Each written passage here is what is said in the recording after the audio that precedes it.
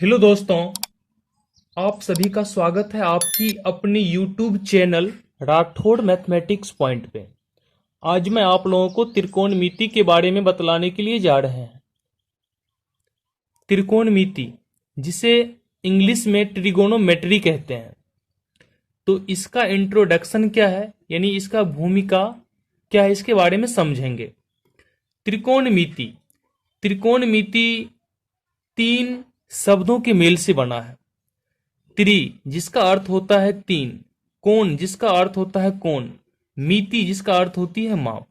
आप जानते हो तीन कोण किसमें होता है।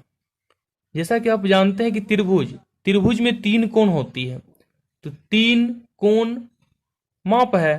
तो त्रिभुज में तीन कोण होता है, तो आप इसे इस प्रकार भी कह सकते हैं, त्रिभुज के तीन कोणों की माप। अंग्रेजी में इसे बोलते हैं ट्रिगोनोमेट्री।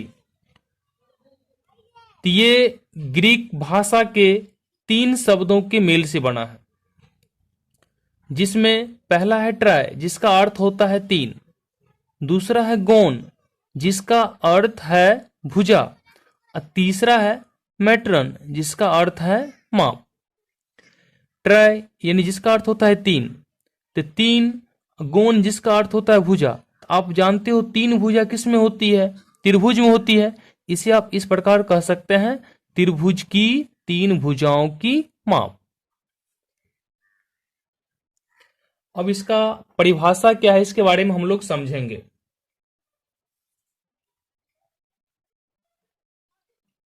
परिभाषा परिभाषा आप इस प्रकार दे सकते हैं, गणित की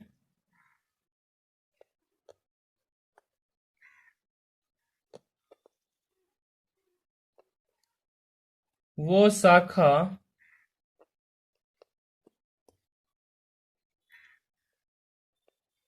जिसमें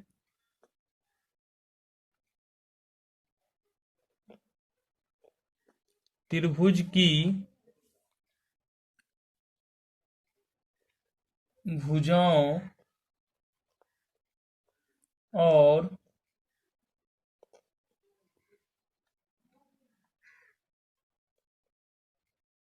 कोनों के बीच संबंधों का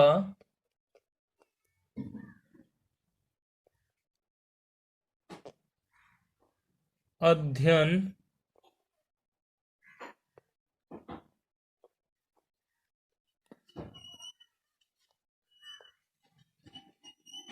किया जाता है। गणित की वह शाखा जिसमें त्रिभुज की भुजाओं और कोनों के बीच संबंधों का अध्ययन किया जाता है। कोई पूछेगा आपसे त्रिकोणमिति का डिफिनीशन क्या है, तो आप उसे बताएं, गणित की वह शाखा जिसमें त्रिभुज की भुजाओं और कोनों के बीच संबंधों का अध्ययन किया जाता है। इसमें तीन पॉइंटों पे आप थोड़ा ध्यान देंगे। इसमें त्रिभुज का जो भुजा है और उसकी जो कोण है, उसके बीच में जो रिलेशन होती है, संबंध, उसके बारे में हम लोग क्या करते हैं, अध्ययन करते हैं। किसमें, तो त्रिकोणमिति में।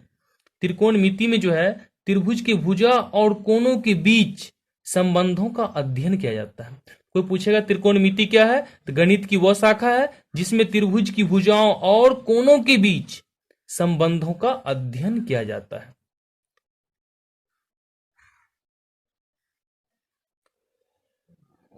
त्रिकोणमितीय अनुपात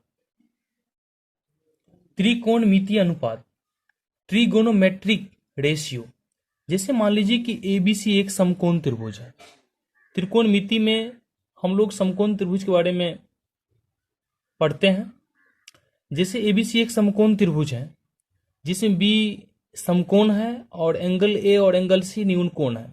तो यहाँ पे हम लोग एंगल सी को थीटा मान चुके हैं, और इसके बारे में समझेंगे। इसमें लंब क्या होता है, इसमें कर्ण क्या होगा और आधार क्या होगा, इसके बारे में समझेंगे। किस भुजा को आप लंब कहिएगा, कौन सा भुजा कर्ण होगा, कौन सा भुजा इसका आधार होगा। तो सबसे पहले आपको ध्यान रखना है कि थीटा के सामने जिस कोण के बारे में हम चर्चा करेंगे त्रिकोणमिति में, उसके सामने की भुजा को लंब कहा जाता है।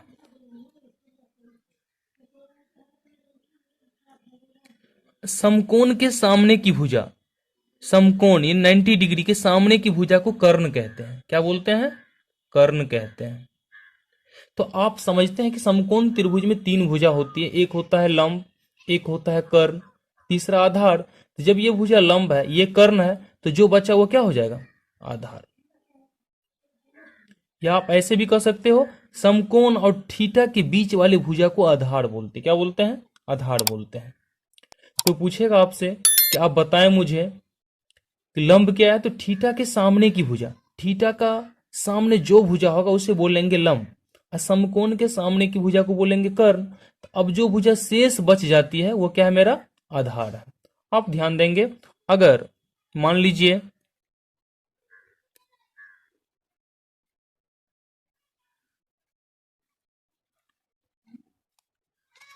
जैसे मान लीजिए कि त्रिभुज है,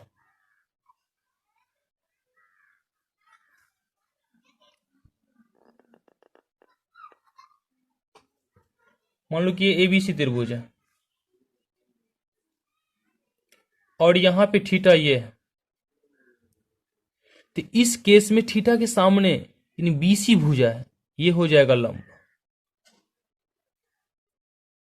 और ये समकोण त्रिभुज है, तो समकोण के सामने की भुजा ये हो जाएगा कर्ण।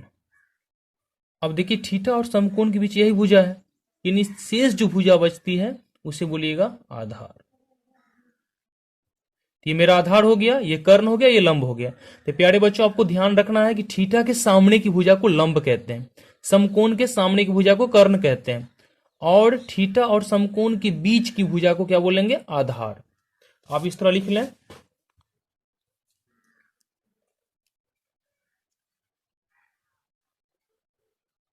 लंब थीटा के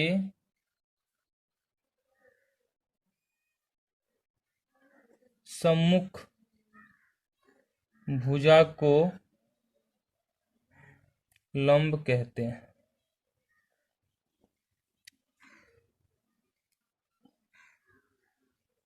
कर्ण समकोण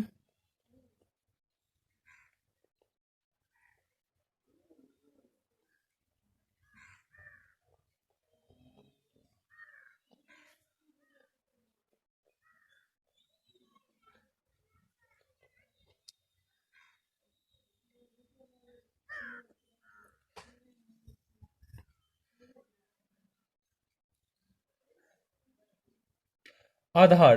अब आधार को आप ऐसे समझिए कि थीटा और समकोण के बीच जो भुजा है उसे क्या बोलेंगे? आधार कहेंगे।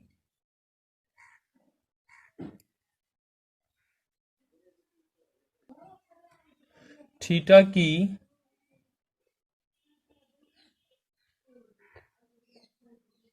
संलग्न भुजा को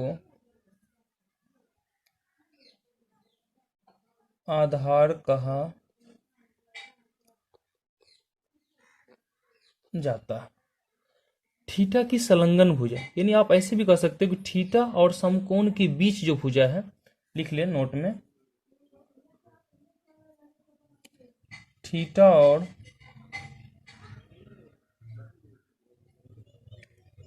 समकोण के बीच की भुजा को आधार कहा जाता है। तो लंब थीटा के सम्मुख भुजा, थीटा के सामने जो भुजा रहेगी उसे क्या बोलना है? लंब कहते हैं। कर्ण समकोण के सामने की भुजा, समकोण के सामने क्या है? यहाँ देखिए, समकोण के सामने ऐसे करके देखो, समकोण के सामने क्या है? तो समकोण के सामने जैसे एसी है, तो एसी क्या हो गया? कर्ण हो गया। जैसे देखिए थीटा के सामने एबी है, तो एबी को क्या बोलेंगे? लंब बोलेंगे। और समकोण और थीटा के बीच में जो भुजा होगा उसे आधार बोलना है।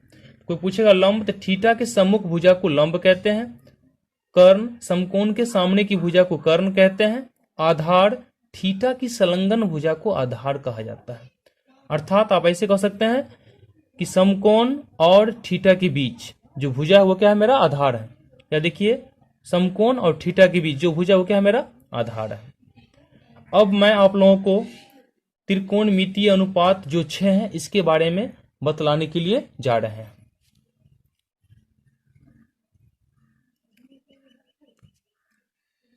त्रिकोणमितीय अनुपात, जैसा कि प्यारे बच्चों आप लोग जानते हैं कि जैसे मान लो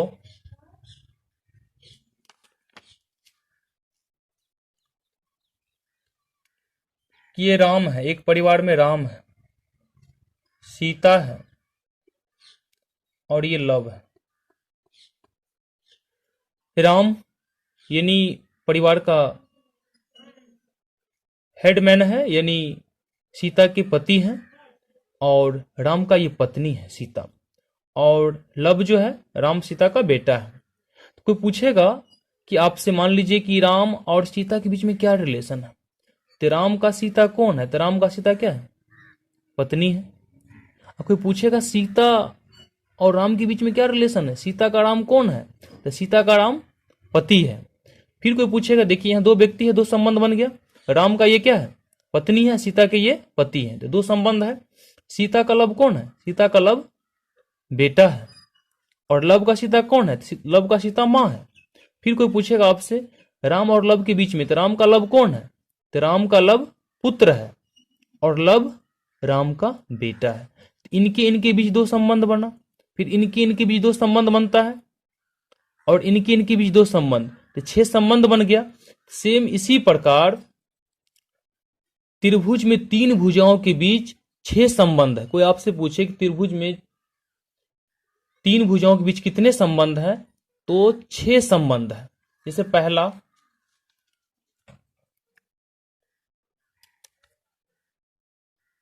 जिसे ध्यान दीजिएगा, साइन थीटा कहते हैं।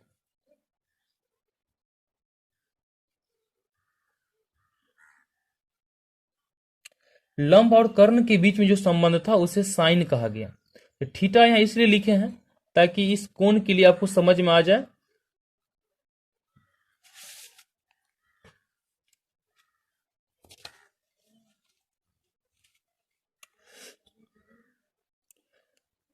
ये जो कोण है, कोण साइन थीटा यानी लंब बट्टा कर्ण, जैसे कॉस थीटा होता है, इसका होता है आधार बट्टा कर्ण।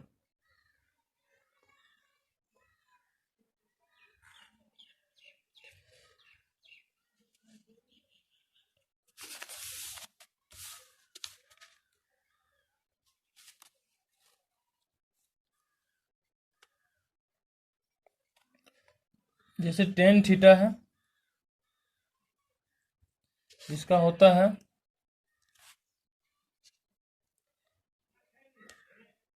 लंब बट्टा आधार।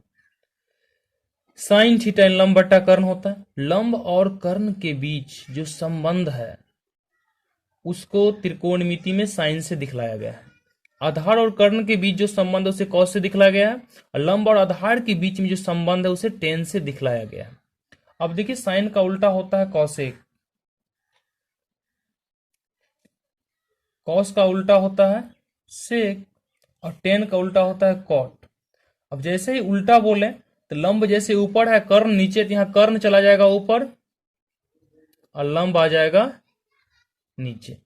जैसे कॉस का उल्टा होता है सेक, इसका जैसे कॉस का होता है आधार बट्टा कर्ण, सेक का हो जाएगा कर्ण बट्टा आधार। और यहां पर देखो, जैसे टेन थीटा इक्वल टू लंब बट्टा आधार, तो टेन का उल्टा होता है कॉट, आधार जाएगा ऊपर और लंब आएगा नीचे। या आप लोग इसे इस प्रकार भी याद रख सकते हैं,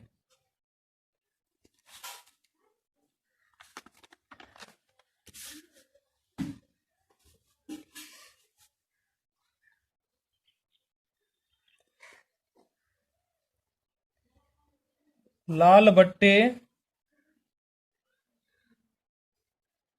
कक्का, लाल बट्टे कक्का, ये एक टिप्स है याद रखने का।